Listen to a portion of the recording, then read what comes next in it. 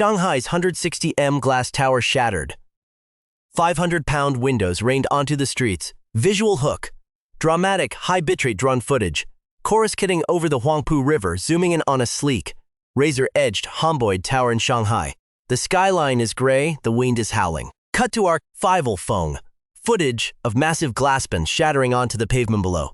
Loud crash. Sirens blaring. Narrator urgent. Cable news energy. Fast-paced. Imagine a luxury mega-project so physically dangerous, so structurally compromised, that the local municipal construction commission had to cordon off an entire downtown block every time the wind topped 45 miles per hour. A skyscraper designed to be a masterclass in geometric minimalism, backing one of the largest financial conglomerates in East Asia, that instead spent 5 agonizing years dropping 500-pound sheets of tempered glass directly onto the heads of fleeing pedestrians. This is not a hypothetical engineering nightmare. This is the real terrifying reality of the Huaxia Landmark Tower, a 60-story blue mirror rising over the high-stakes commercial heart of Shanghai.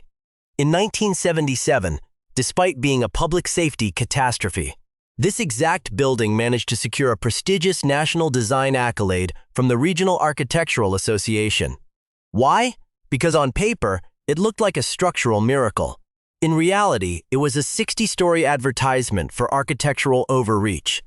Its facade was so profoundly broken that more than an acre of this premium, multi-million-dollar tower had to be boarded up with cheap, ugly sheets of painted plywood. A premium waterfront office tower turned into a patchwork checkerboard, earning it the humiliating local nickname, the Plywood Palace of Pudong. Graphic. Screen flash red. Text pops up. Original budge. 75,000.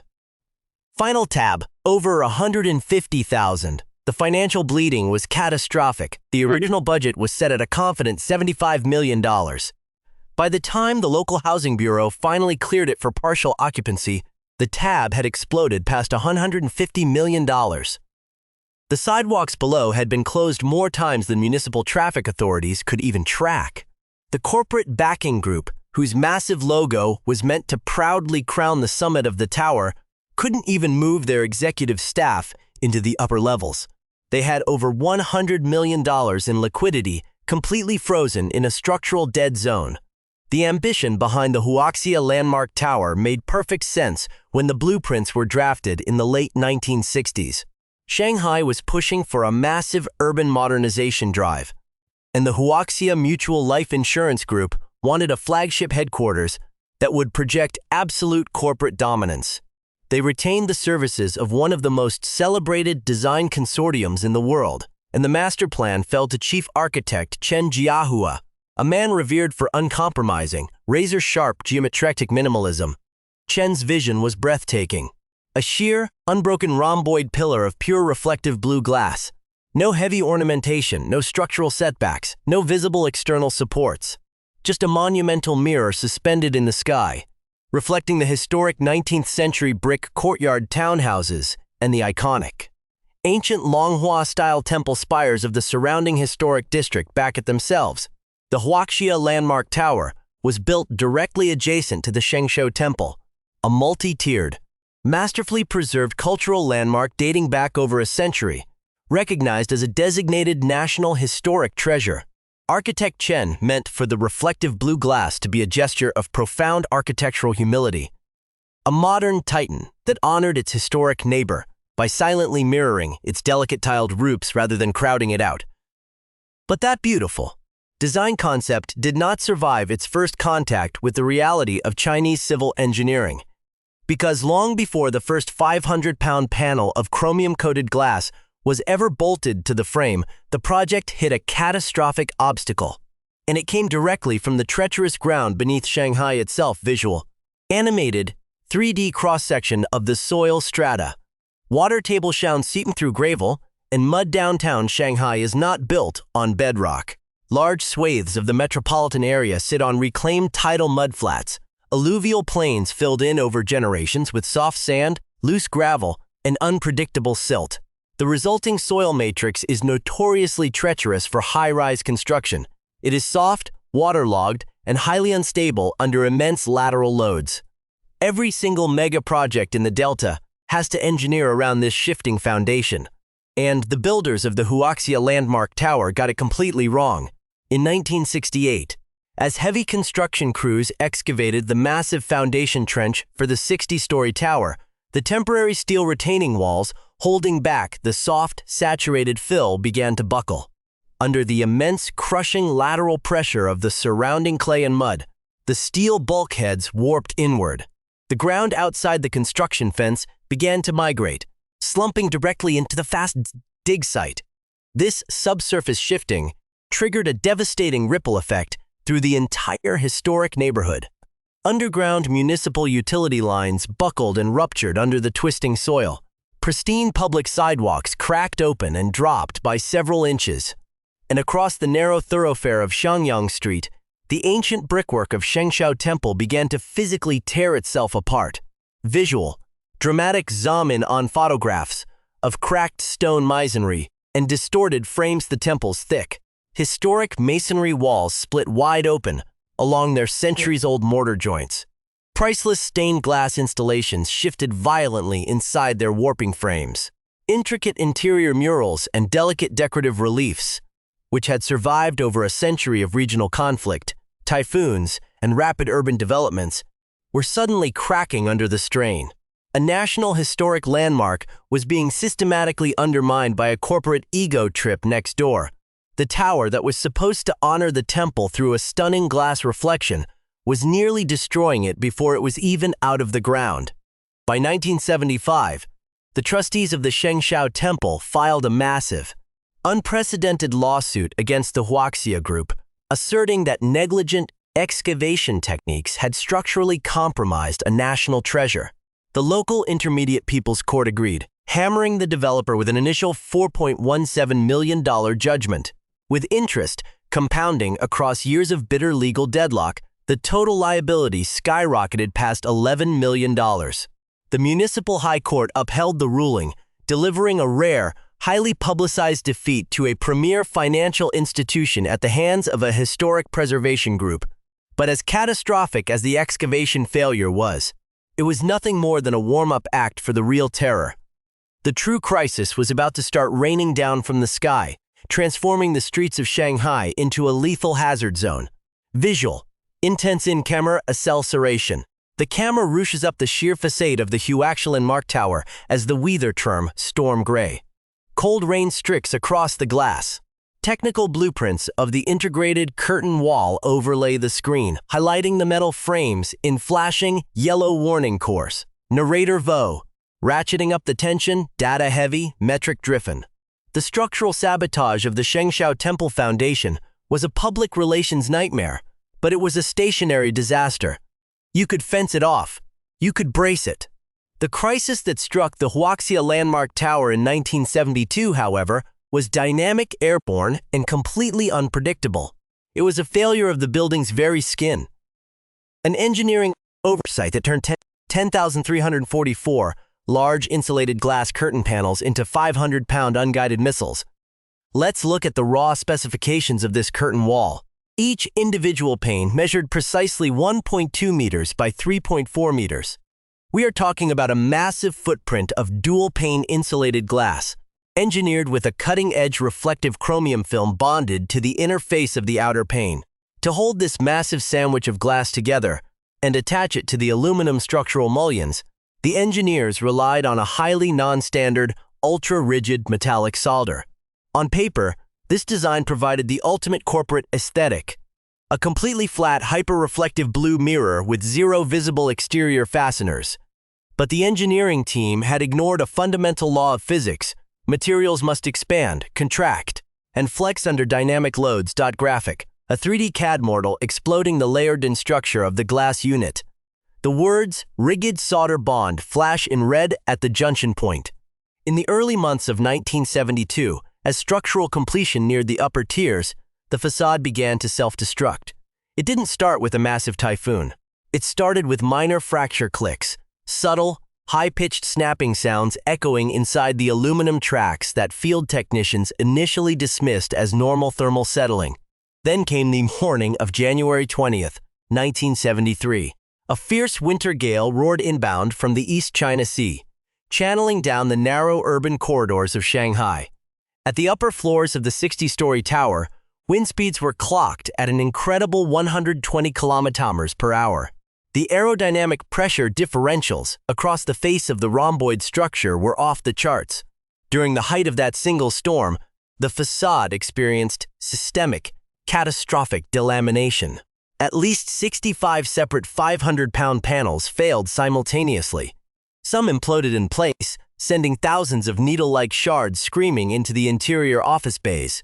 Others did something far worse. They detached cleanly from their rigid frames, caught the aerodynamic updrafts, and sailed hundreds of meters through the air before slamming into the heavily populated streets and transit lanes below.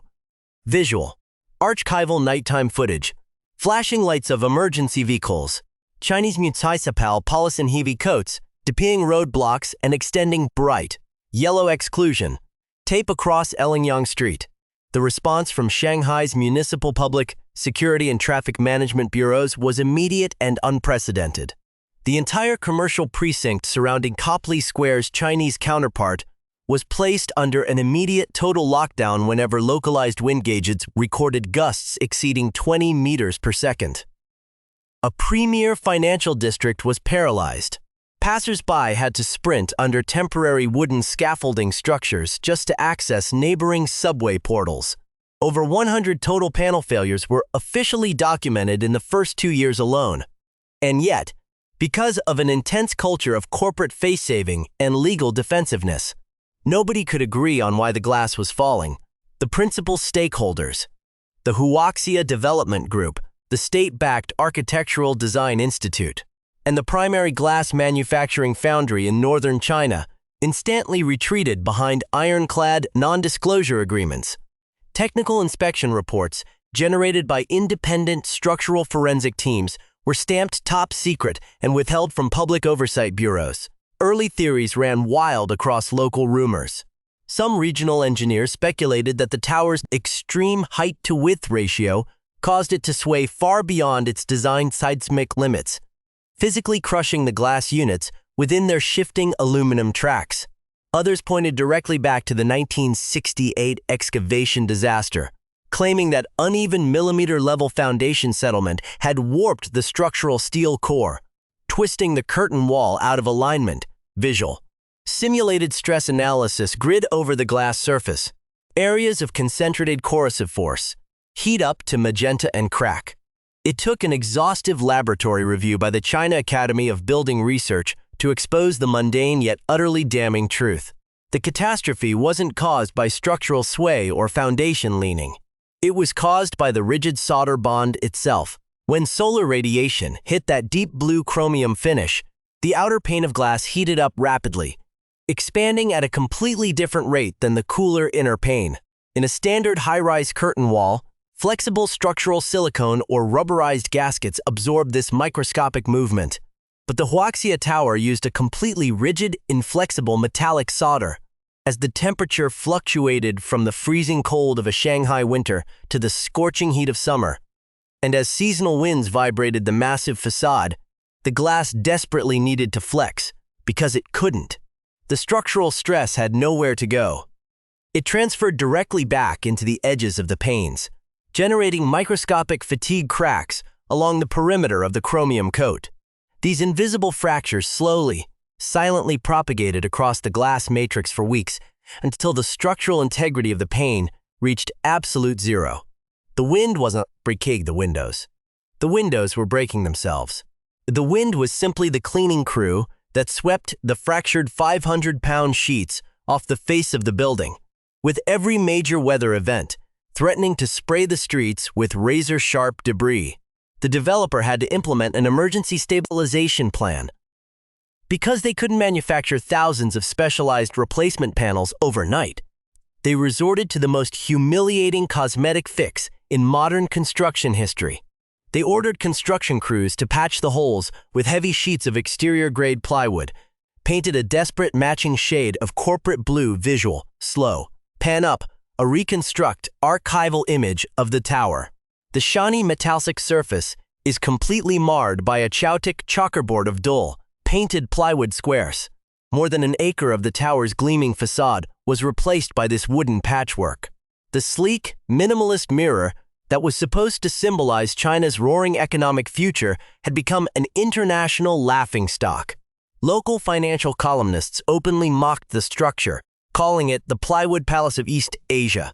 Local radio hosts turned the building's structural integrity into a permanent punchline. Behind closed doors, the executives of the Huaxia Group were completely beside themselves. They had over $100 million in capital locked up in a towering 60-story wooden billboard that they couldn't legally occupy, while their brand became synonymous with urban peril. The plywood phase wouldn't last weeks.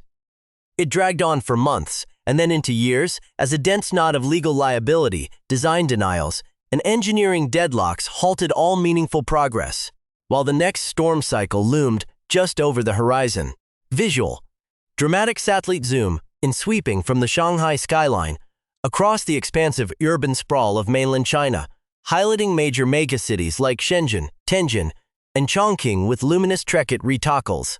Recent video clips of curtain wall, repairs and high-rise coral wall and structural tests flash on the screen. Narrator, O. Authoritative.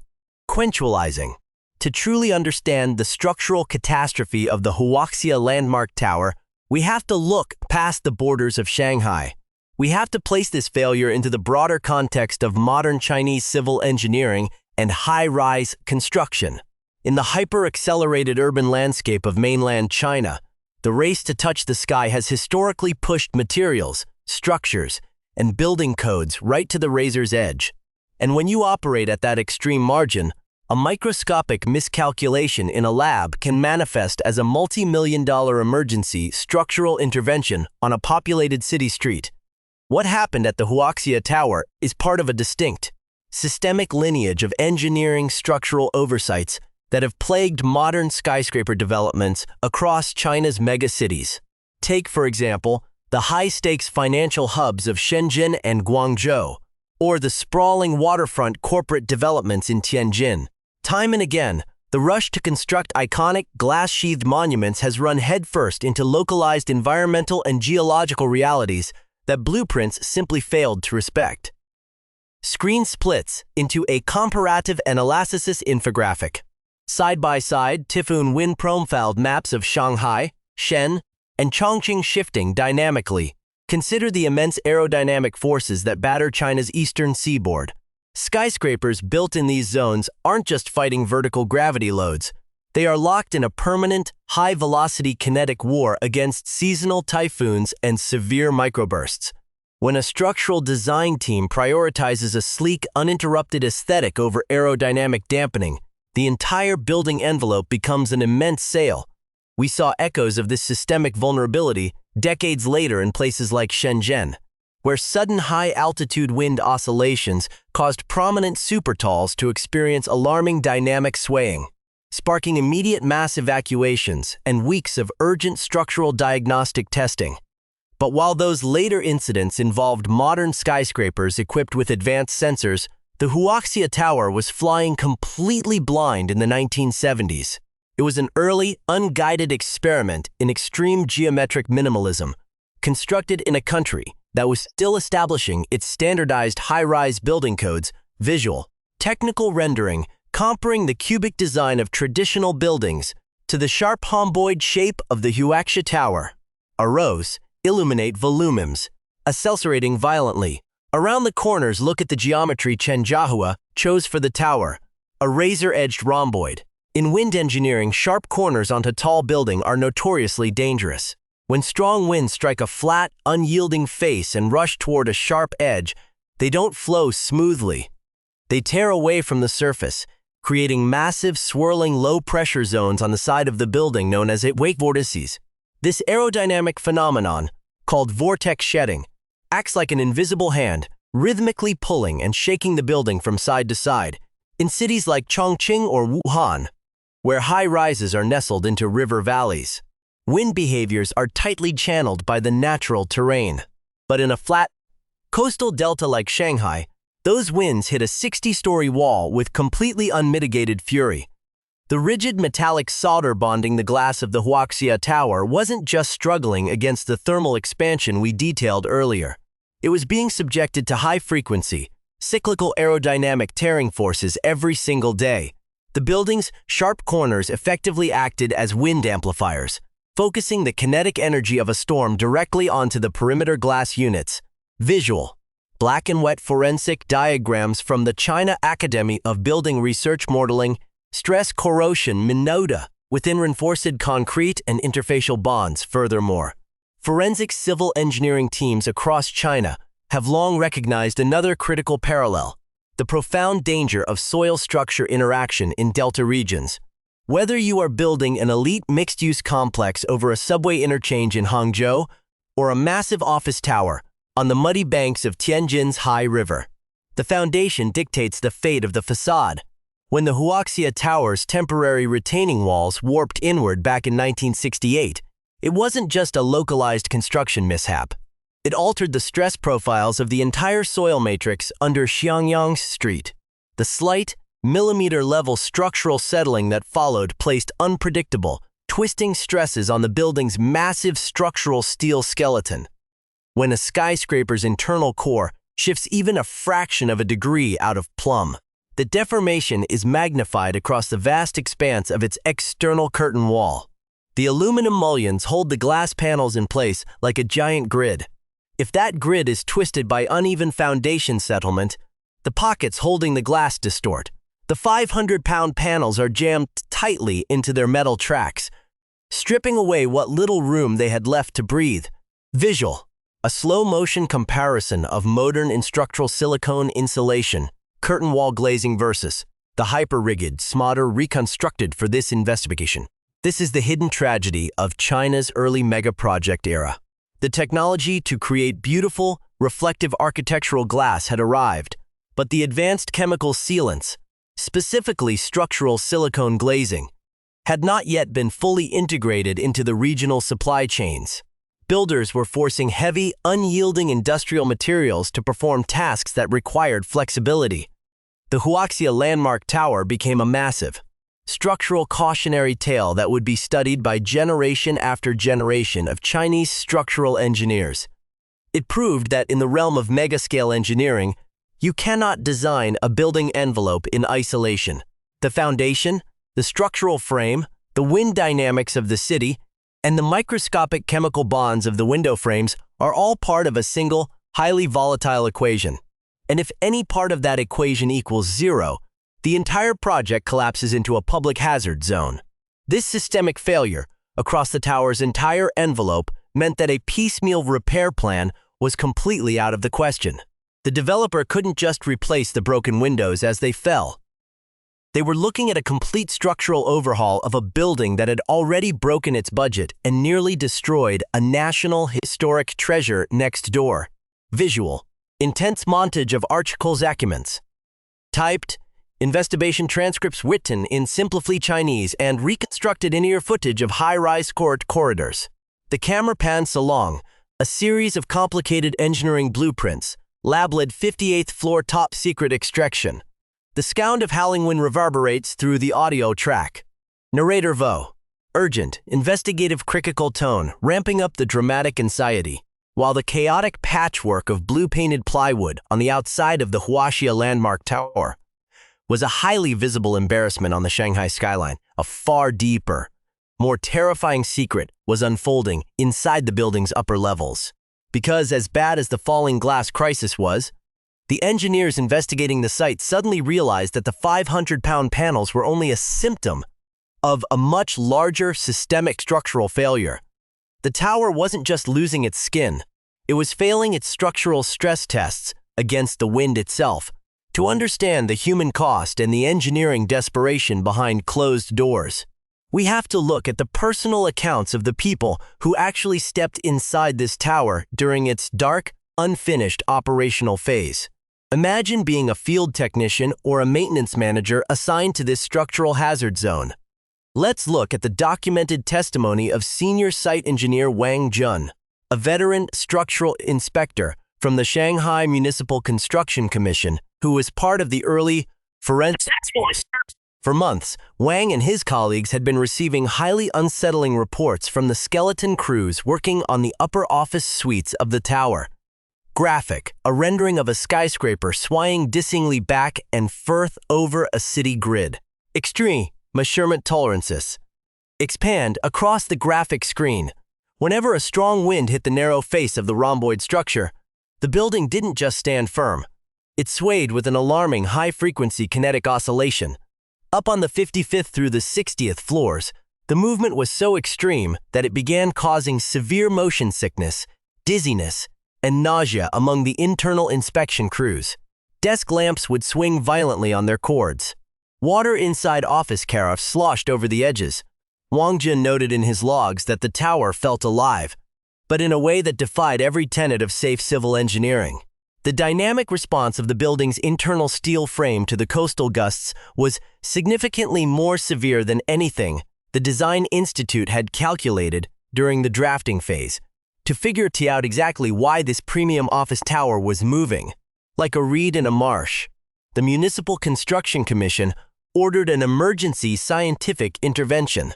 They contacted structural dynamic specialists at a premier laboratory environment, building a highly detailed, instrumented scale model of the Huaxia Landmark Tower and its immediate urban neighborhood. They placed this model inside the high-powered Wright Brothers-style wind tunnel facility at a top-tier aeronautical research center. The data that came back from those wind tunnel simulations sent absolute shockwaves through the engineering team. VIS, UAL, a high-tech fluid dynamics computer graphic showing gusts of wind accelerating violently against the upper corners of the tower. The stress hotspots are highlighted in blinking crimson. The wind tunnel analysis confirmed that under specific, highly plausible meteorological conditions, specifically sudden, high-velocity gusts hitting the tower's narrow geometric profiles, the building's original lateral structural system was dangerously under-engineered. The design team had failed to leave an adequate safety margin for the complex wind shears generated by Shanghai's coastal climate. Architecture critic Li Ming and several structural forensic researchers who later analyzed the declassified records noted that the narrow sides of the rhomboid were vastly more vulnerable to lateral wind forces than the broad faces. It was an incredibly counterintuitive structural weakness that had completely slipped past the original design phase reviewers. Think about the sheer weight of that realization for a moment. This wasn't a conceptual drawing of an unbuilt skyscraper on an architect's desk. This was a 60-story, fully completed concrete and steel mountain rising directly over one of the most densely populated urban sectors in mainland China. And the top structural experts in the nation were looking at data that proved weren't entirely sure if the tower could survive a major coastal typhoon without suffering a catastrophic structural collapse. The emergency response was massive, incredibly expensive, and completely hidden from the public eye. The developers could not afford to let word get out that their flagship tower was at risk of falling over. They needed to execute an immediate top-secret structural surgery on a completed skyscraper visual. Graphic animation of the 58th floor of the tower. The walls slide away to reveal two immense, cubic boxes sitting on oil-lubricated platforms, gliding back and forth to balance a glitzing skyline. First, to address the immediate comfort and safety issues caused by the terrifying structural sway, engineers rushed to install a groundbreaking technology that was still virtually untried in high-rise construction across the country, a tuned mass damper system. Positioned directly on the 58th floor, this system was an absolute marvel of brute force engineering. It consisted of two colossal, custom-cast steel boxes filled entirely with dense blocks of lead. Each individual box measured roughly 5.2 meters square by nearly a meter high. They weighed an incredible 300 metric tons apiece, combining for a total dead weight of 600 tons of solid lead sitting at the apex of the building. These massive weight blocks were mounted on ultra-smooth, heavily lubricated steel plates. They were connected directly to the primary structural steel columns of the tower via a complex network of heavy industrial springs and high-capacity hydraulic shock absorbers. The physics behind it were brilliant. When a fierce gale hit the facade, and pushed the tower to the left, the massive 600-ton lead blocks would lag behind due to pure inertia, sliding smoothly on their lubricated tracks and pulling the top of the building back toward its center axis. This counterweighting action effectively dampened the dynamic oscillation before it could build into a destructive resonance. The price tag for this weight system alone was an astronomical $3 million in historical currency. But the tuned mass damper was only a bandage for the comfort of the occupants. It didn't solve the underlying lateral structural weakness discovered during the wind tunnel testing. To keep the building standing in a worst-case scenario typhoon, the engineering task force had to perform an even deeper, more intrusive intervention. Visual, dramatic reconstruction, photographs with a high-contrast filter. Workmen wearing heavy industrial welding masks, sparking corridors in the dark tower. Massive diagonal braces are shown leaping across the interior office floors. Under the absolute strictest non-disclosure protocols, construction crews infiltrated the interior of the tower, working in shifts around the clock. They welded and bolted a massive internal skeleton right into the existing layout of the office bays. They installed an incredible 1,500 metric tons of diagonal steel bracing throughout the structural core of the building, reinforcing it with approximately 300 specialized L-shaped steel reinforcement beams. Think about the immense logistical nightmare of this operation. This wasn't a standard, clean slate building site. Crews had to manually haul massive, multi-ton structural steel members up through the service elevators of a completed building, snaking them through finished corridors, tearing down newly installed drywall, and welding them directly onto the core pillars. The cost for this emergency internal reinforcement project ballooned by another $5 million. This wasn't a routine cosmetic upgrade. This was an extreme, emergency structural intervention.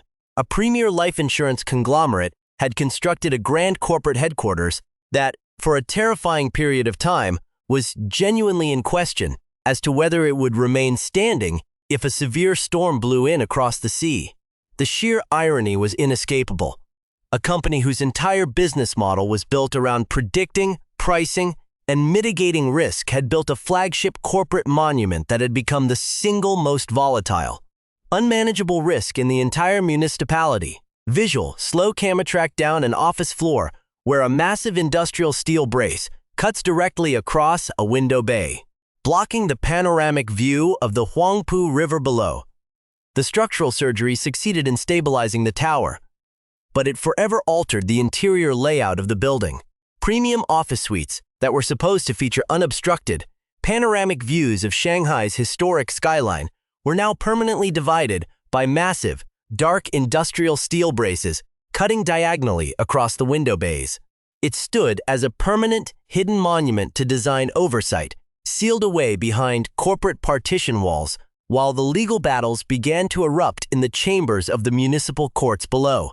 Visual, the camera slowly pulls back from the Huaxilan Mark Tower, gleaming across the expansive Shanghai skyline as the weather clears and the sun glints off the reflective curtain wall. The massive wooden plywood pooches gradually revert to gleaming blue glass units via a sleek and camera digital reconstruction time-lapse. Radar calm, deliberate, reflective metropolitan closure. By the late 1970s, the physical crisis of the Huaxia Landmark Tower had shifted from a dynamic airborne hazard into an exhausting, multi-front war of legal mitigation and complete structural reconstruction. The piecemeal patch jobs could not continue indefinitely. The Municipal Construction Commission issued a strict ultimatum to the developers. The plywood had to go, or the tower would face a permanent, total occupancy ban that would render the Huaxia Group's massive capital investment completely worthless. The engineering fix was total, uncompromising, and ruinously expensive. Every single one of the 10,344 original insulated glass units was completely stripped from the facade and discarded. In their place, crews installed monolithic, heat-treated tempered glass panels, completely eliminating the flawed dual-pane sandwich design and the rigid metallic solder that had caused the historic destruction below. Graphic. Screen transition to a financial infographic ramping upward. The price labels flicker rapidly. Reglazing cost $5,000. $7. Total budget $50,000. The financial fallout from this total facade replacement was staggering. In mid-1970s currency valuation, the cost of the reglazing project alone swallowed between $5 million and $7 million. Combined with the $3 million tuned mass damper and the $5 million emergency internal steel bracing, the total renovation tab completely broke the developer's back. The final project cost soared past $150 million, more than double the initial estimates that had been proudly presented to corporate shareholders. But solving the safety crisis created a completely new, hidden structural penalty that would plague the building envelope for the rest of its operational life. The original dual-pane insulated units had been designed to provide an efficient thermal barrier between the humid interior office bays and the blistering summer heat and freezing winter winds of the Shanghai Delta. The single-pane monolithic replacement glass offered absolutely zero insulation value. The consequences were immediate and permanent. The tower's energy footprint exploded. The local power grid had to channel unprecedented amounts of electricity to run the building's massive heating, ventilation, and air conditioning infrastructure. Every single month, a hidden, massive utility penalty was baked right into the tower's operating costs, a permanent tax on the design team's original structural oversight. And the glass wasn't even the final envelope failure. For decades after the headlines faded, engineering consultants were routinely brought back to handle chronic water leakage, roofing delamination, and curtain wall seal failures that continued to erupt across the experimental skin. Visual. Incense archival camera sweep across the exterior of the Shanghai temple.